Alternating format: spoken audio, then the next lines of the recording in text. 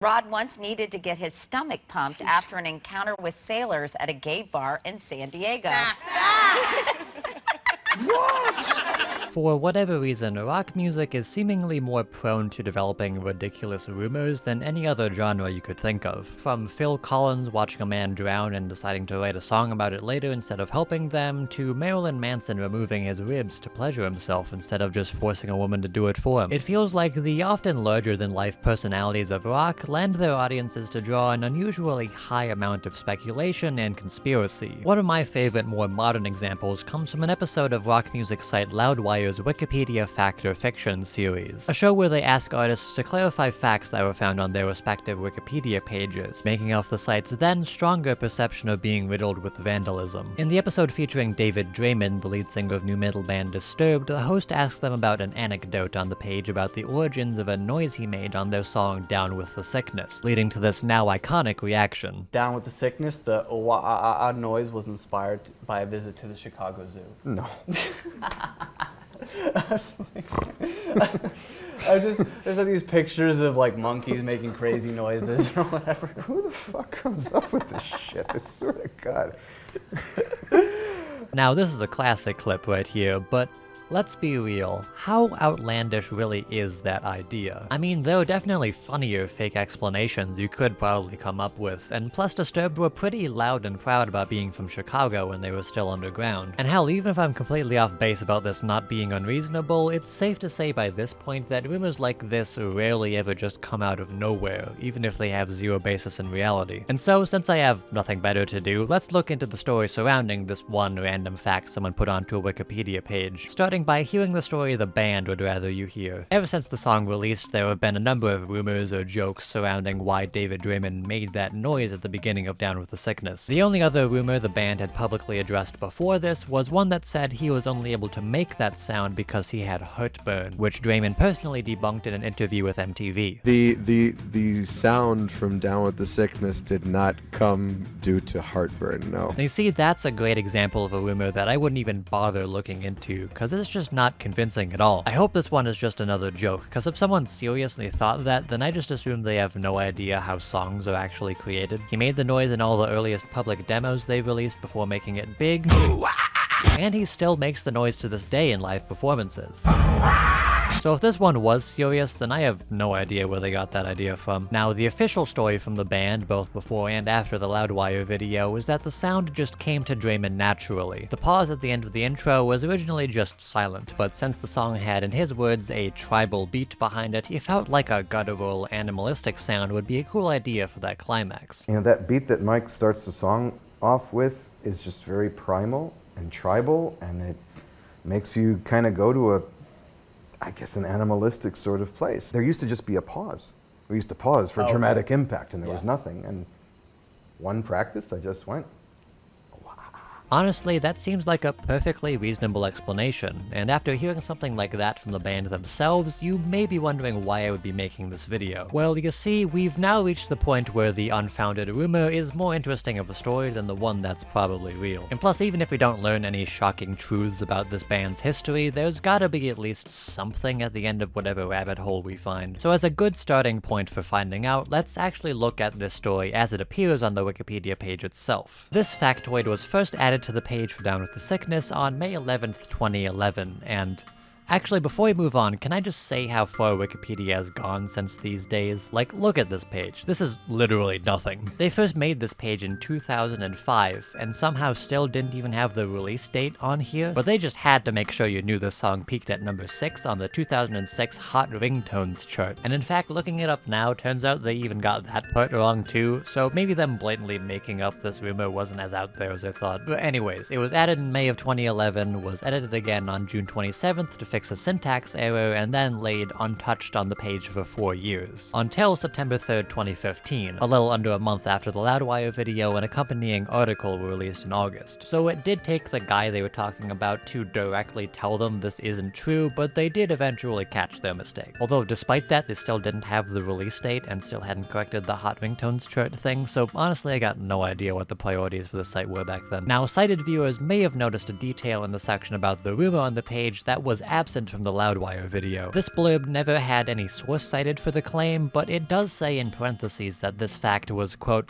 explained on the Decade of Disturbed documentary. Well, that's interesting. Let's see what that might be. So Decade of Disturbed was a documentary directed by Rafael Contra and created by the band to commemorate 10 years since the release of their breakout debut album, The Sickness. It was released as a bonus DVD bundled with their album Asylum, when that released on August 31st, 2010, although there were a handful of early screenings for the film a few days before. Oh, so if I just find a way to watch this documentary, then I can see if this whole Chicago Zoo rumor is true or not? Well, if it's that easy, then obviously I gotta get my hands on this DVD, which of course meant I bought the physical version of the album off of eBay. Fun fact, one of the big reasons why I bought this physically was because there wasn't really an easy way to watch the documentary and use it in this video at the time that I wanted to deal with. But other things got in the way of this video being made, so I didn't get the chance to watch it. But then, about a month after I bought it, the documentary was put on YouTube Movies for $10, so fuck me, I guess. Ah well, I do think it's cool to have physical memorabilia from when I cover stories like this, and plus I don't get to look at the neat ways bands package their albums all too often. They didn't do too much for Asylum, just these little cardboard flaps that mimic grungy steel doors that you can open to reveal this art of their mascot, but even that's enough to show that they're putting a bit more care into this release for the sake of their fans. But that's enough stalling. Let's actually get to the bottom of this and watch the documentary for ourselves. Now, truth be told, I'm not actually that interested in Disturbed as a band. They have songs I like, but out of all the big groups that were a part of the modern nu metal reappraisal, they're one of the only ones who I feel didn't really gain a lot of newfound appreciation from people. And out of any band, the story of how Disturbed became big doesn't really seem that interesting or noteworthy. It's frankly pretty typical of a lot of bands of this era. But with all that said, I did still enjoy my time watching this documentary. It's always nice to get a more personal look into the rise of artists like this, even if you can really tell this one was made mainly for people who are already fans of the band. I mean, like, it came with the CD, but you know what I mean. The guys in Disturbed aren't rock gods that need to be put down to our level or anything, but it's always nice to get a more grounded, personal perspective on the rise and creative workings of these kinds of artists. He wants me to spit on it. Talk to him. And another thing I realized after watching this is how often I forget just how big nu metal truly was back in the day, and especially Disturbed specifically. Like, I don't really consider them part of the big three of nu metal, but hearing they had like 4 #1 debut albums in a row is so weird, honestly. I guess that'd be less surprising if I was someone who watched the rock charts, but still, out of all of them, I'm surprised that they're the ones that lasted on top as long as they did. But that's enough about what I think. We've got a question to answer here. So, after finally checking for ourselves, what do the people in this documentary have to say about the origins of the Down with the Sickness noise? Well,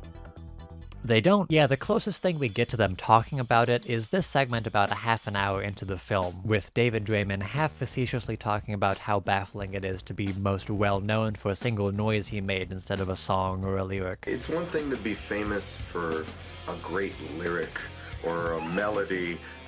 Make the noise. And in this section, we see this bit where Draiman jokes about how loud the animals in the park they were walking through are being. These fucking things make some weird noises, don't they? I gotta start taking notes. David, in search of more unique animal noises for the next record, was walking through the botanical gardens in Brisbane. And from what I can tell, that's it. There was never any mention of the Chicago Zoo, and the origins of Down with the Sickness, or any song really, aren't delved into that deeply at all. The worst part is they weren't even walking through the Chicago Zoo. They were in fucking Brisbane. I don't even know where that is. Like I said earlier, the film is mostly about the broader narrative of the band's rise to fame, and although Down with the Sickness is the song that got them big initially, the film frames their rise more around the general production of the albums instead. So the only time they talk about what went into the song was this one brief segment. So in the end, unfortunately, it seems like this is one of those leads that you just gotta throw your hands up and accept didn't amount to any answers. Although, to be fair to myself for wasting my own time, it's not like we learned nothing from this. For one, I do think it's a pretty good documentary that you should seek out if you're into this band, but also that the whole reason this idea was even able to be put on Wikipedia in the first place was because some guy in 2011 misinterpreted a throwaway joke David Draiman made while walking through a park as gospel, and no one bothered to check it for half a decade until the lead singer of the band laughed directly in their face. Did I at least learn a bit and get to engage with media that I otherwise never would have thought to?